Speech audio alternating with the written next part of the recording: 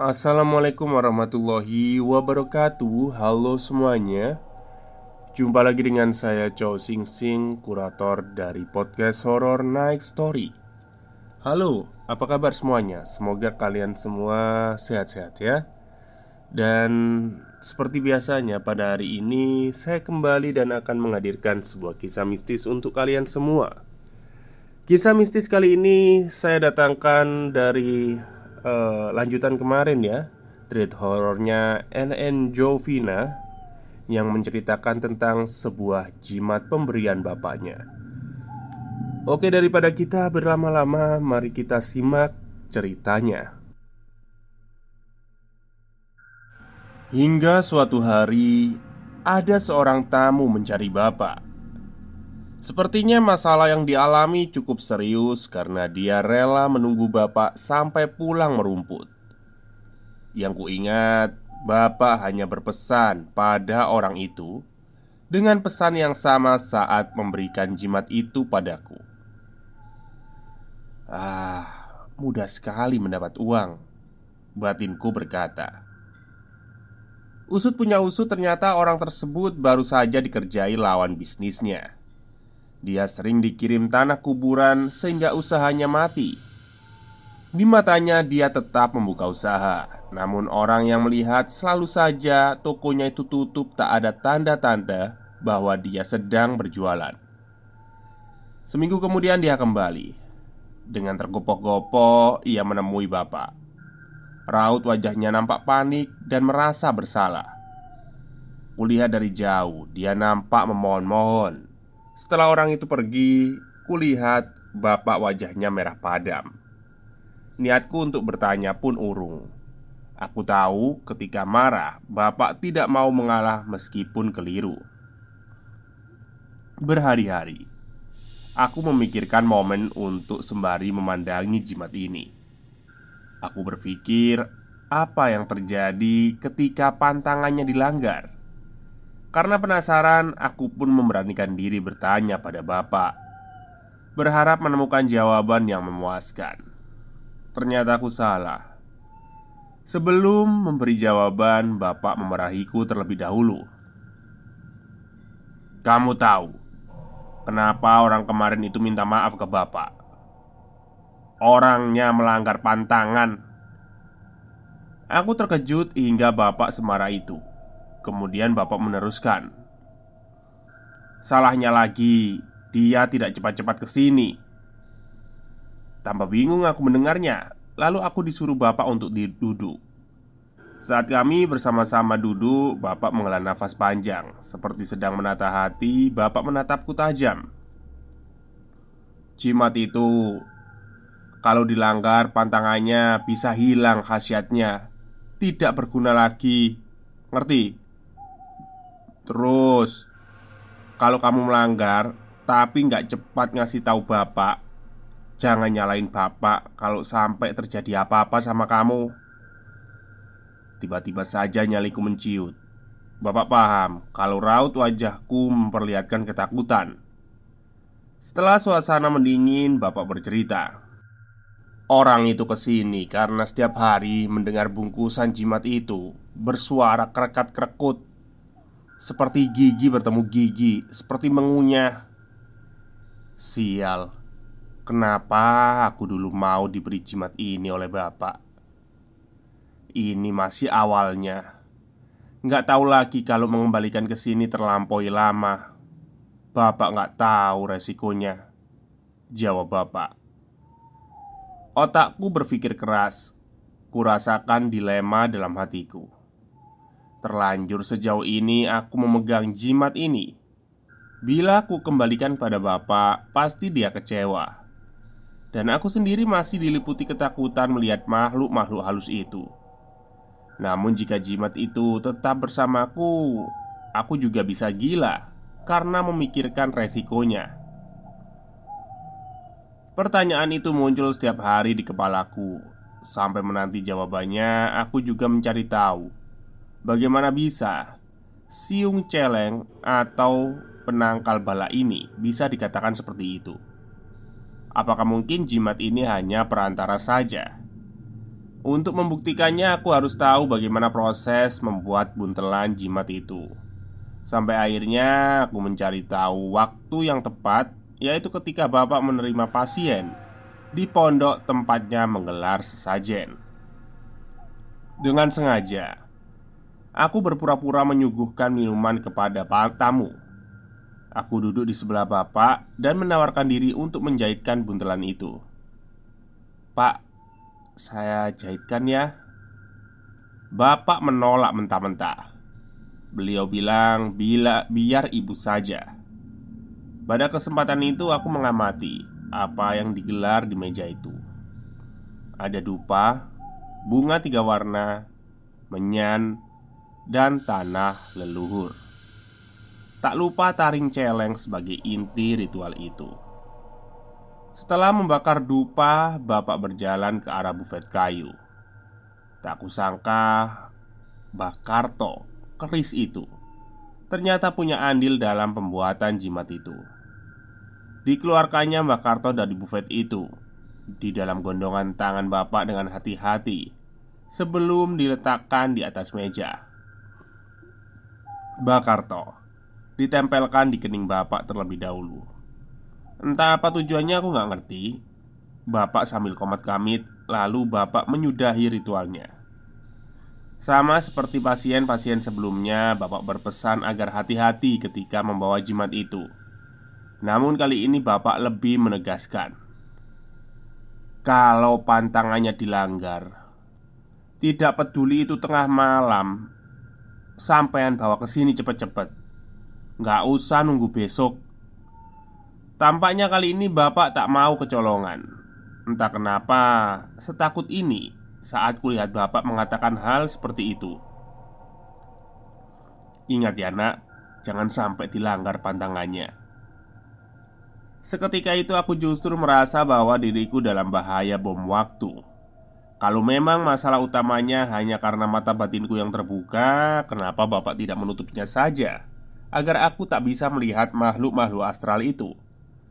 Tapi kenapa justru bapak memberiku sebuah jimat? Bahkan tak hanya aku, seluruh keluarga juga mendapatkannya. Hari-hari berikutnya saat aku memikirkan bagaimana caranya bisa lepas dari jimat ini, aku mengalami hal yang mengejutkan dan tak akan pernah aku lupakan seumur hidupku. Waktu itu bapak mengantarkanku manggung. Aku ini seorang sinden wayang ya. Semua terlihat normal hingga tiba waktunya hampir tengah malam di sesi hiburan Limbuk Canging atau toko pewayangan. Suara kembang api bersaut-sautan dan asap mengepul tebal. Dari kejauhan kulihat bapak memandangiku dengan senyuman. Namun tiba-tiba dari arah belakang muncul nenek-nenek tua sedang menuntun macan putih. Aku terkejut dan berusaha untuk meyakinkan bahwa ini tidak nyata. Dengan sigap aku mengirim SMS ke ponsel bapak. "Pak, di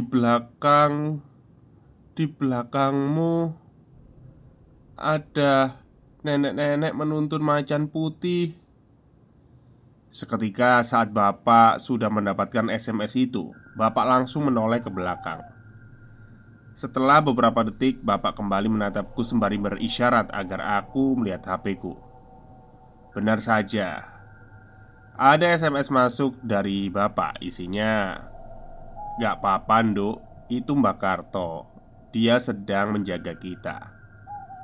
Saat itu juga rasanya aku ingin menangis karena ketakutan. Setelah itu aku kembali menatap bapak dari kejauhan. Nenek tadi sudah hilang, namun masih sangat jelas dalam ingatanku bagaimana perwujudannya. Tapi mohon maaf, saya tidak bisa menjabarkan detailnya karena saya juga nggak berani ya ngomongin itu. Oke, kita lanjut. Selepas kejadian itu aku justru memantapkan diri untuk meninggalkan jimat itu. Aku merasa dalam lingkaran yang tak ada ujungnya. Dan justru keberadaan jimat ini seperti mengancam keselamatanku. Aku ingin kembali ke jalanku sebagai umat tanpa memberitahu bapak dan menjaga hatinya agar tidak kecewa. Untuk itu aku sering membantu klien-klien bapak membelikan komposisi jimat itu. Hingga suatu hari datanglah teman dekatku namanya Mbak Yose. Saat itu pukul 9 malam. Dia datang dengan muka pucat bersama suaminya. Sebenarnya sudah beberapa hari ini dia mengeluh padaku lewat chat bahwa ia mengalami gangguan gaib. Sepertinya ada pesaing bisnisnya yang iri dan ingin membuat Mbak Yose bermasalah dengan keluarga dan suaminya, agar keluarganya retak dan usahanya hancur. Menyadari hal itu, Mbak Yose menghubungiku dan meminta bantuan untuk mencarikan orang pintar. Akhirnya, kutawarkan jasa bapakku. Mbak Yose datang kemari lengkap dengan semua keperluan ritual, karena sebelumnya sudah aku beritahu lewat chat. Saat di pondok, bapak dan ibu menyambutnya dengan antusias karena kami sudah saling kenal lama. Namun, Mbak Yose belum pernah tahu kalau bapakku ini memiliki kemampuan selayaknya paranormal. Setelah menggelar keperluan ritual, bapak mulai komat kamit, kemudian meniup gelas minum yang disediakan untuk Mbak Yose. Lantas, Mbak Yose dipersilahkan untuk minum. Setelah minum, Mbak Yose berkata, "Pak, kok tiba-tiba saya mual pusing ya?" Sampai Mbak Yose menangis karena tak mampu menahan rasa mualnya hingga akhirnya dia muntah-muntah. Bapak lalu berkata, "Banyak Mbak yang ngisi di badan Mbak. Sudah muntahkan saja biar santetnya keluar. Ini kamu sudah dikerjain." Lalu ibu menambahkan, "Iya Mbak, ciri-cirinya kalau kamu kemasukan itu ya muntah-muntah setelah didoakan. Sini Mbak, aku kerokin dulu dipijiti. Kamu pucet banget," kata ibuku. Lalu ibu mengajak Mbak Yose masuk ke rumah kami, melewati dapur yang jaraknya berdekatan dengan pondokan bapak. Di sana dengan telaten ibu memijiti Mbak Yose sembari berkata, "Mbak, suamimu itu orang baik. Jadi jangan khawatir, dia nggak akan goyah. Dari tutur katanya saja bisa ditebak dia itu orang yang serius dan setia. Agamanya juga bagus. Jangan sampai bertengkar ya Mbak, karena momen itu akan dimanfaatkan pesaingmu untuk kembali mengirim santet." Mendengar hal itu aku merasa wejangan ibu kali ini lain dari biasanya, membawa kesan yang menunjukkan kepedulian. Padahal teman dekatku yang lain belum pernah ada yang diwejang seperti ini oleh ibuku. Sesaat merasa aneh namun aku mengabaikannya. Setelah sesi pijat selesai, Mbak Yose dipanggil bapak kembali ke pondok, sedangkan ibu tetap di dapur. Beliau mengajakku berbincang-bincang dan lagi-lagi memberiku pesan, "Tenan Lunduk, Yose itu bilangin jangan suka bertengkar sama suaminya. Suaminya itu orang baik." Aku sangat heran ada apa gerangan, padahal ibu biasanya nggak sepeduli ini dengan orang lain. Lalu kami berdua menyusul ke pondokan. Di sana lagi-lagi bapak menyiapkan jimat itu, masih dengan pesan yang sama, jangan dilangkai atau dibawa ke kamar mandi. Dan kali ini aku sama sekali tak terkesan heran atau penasaran. Justru rasanya ingin sekali aku menyudahi lingkaran ini, ingin memisahkan diri dari jimat itu. Katanya saja jimat pelindung, tapi kok aku merasa terancam dengan jimat itu. Namun semua perasaan itu kupendam sendiri. Tak ingin aku mendapatkan masalah baru dari bapak. Kalau sampai beliau tahu isi hatiku, wah bahaya. Ketika tekadku sudah benar-benar bulat untuk meninggalkan jimat itu, tiba-tiba saja ada firasat yang kembali muncul. Percuma saja memegang jimat, tapi firasat ini tetap singgah padaku. Aku bisa gila. Saat itu aku mendengar suara burung emprit, yang menurut kepercayaan orang Jawa adalah burung pengirim pesan kematian. Jaraknya sangat dekat dengan rumahku, hingga rasanya suara kicauan itu tepat berada di atas rumahku. Aku mencoba untuk tidak gegabah dan menenangkan diri, berpikir itu hanyalah ocehan burung yang sedang lapar saja. Setiap sore menjelang malam, ocehannya semakin sering. Selama 2 hari berturut-turut, ia hanya mengoceh di malam hari.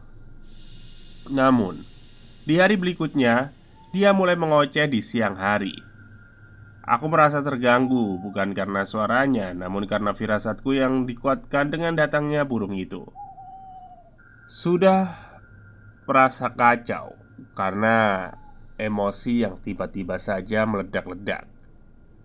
Perasaan sedih yang tak ada sebab dan tujuannya, hingga aku menangis sendiri dengan tiba-tiba. Ditambah lagi hari keempat aku menemukan kunang-kunang di kamar mandi di pintu depan. Kata ibu, kalau ada kunang-kunang itu berarti akan ada yang meninggal.